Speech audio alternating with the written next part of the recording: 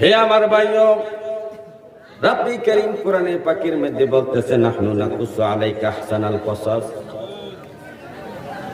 হে আমার হাবিব, আমি আপনার কাছে যে ঘটনা কিচ্ছাগুলা বর্ণনা করতেছি, যে গল্পগুলো আপনার কাছে বর্ণনা করতেছি, এগুলো হলো উত্তম ঘটনা, উত্তম কিচ্ছা, উত্তম গল্প, শ্রেষ্ঠ গল্প।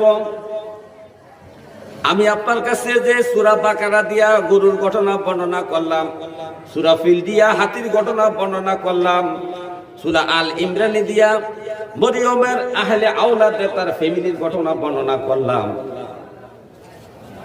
আসহাবে কাফের ঘটনা বর্ণনা করলাম, মুসা আলাইহিস সালামের ঘটনা বর্ণনা করলাম, ঈসা আলাইহিস সালামের ঘটনা বর্ণনা করলাম, হযরত ইউসুফ আলাইহিস সালামের ঘটনা আপনার কাছে বর্ণনা করছি। এগুলো আহসান ঘটনা,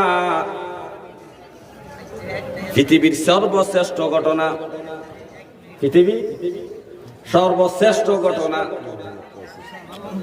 এই ঘটনাগুলা বর্ণনা করেছেন একমাত্র আপনার আমার শিক্ষার জন্য, আপনার আমার হেদায়েতের জন্য। তাইলে কোরআনের মধ্যে এই ঘটনা তোলার কোনো দরকার নাই। তো আল্লাহ বলতেছে, হে আমার হাবিব, নাহনু নাকুসু আলাইকা আহসানাল কসাস, আমি যে আপনার কাছে কোরআনের মাধ্যমে, এই ওহীর মাধ্যমে কোরআন দিয়া যে ঘটনাগুলো বর্ণনা করছি, এগুলো উত্তম ঘটনা, শ্রেষ্ঠ ঘটনা। তাহলে এক নম্বর হলো কোরআনের ঘটনা, শ্রেষ্ঠ ঘটনা। এখন আসেন দুই নম্বরের শ্রেষ্ঠ ঘটনা কোনগুলা? দুই নম্বর শ্রেষ্ঠ ঘটনা হইল হাদিসের ঘটনা। কিসের ঘটনা? হাদিস শরীফের ঘটনা হইল দুই নম্বর শ্রেষ্ঠ ঘটনা, দ্বিতীয় স্থানের শ্রেষ্ঠ ঘটনা। যে ঘটনাগুলা নবীজি বর্ণনা করেছেন সাহাবীদের সামনে, হযরত জুরাইজ রাহমাতুল্লাহ আলাইহির ঘটনা আল্লাহ বর্ণনা করেছেন।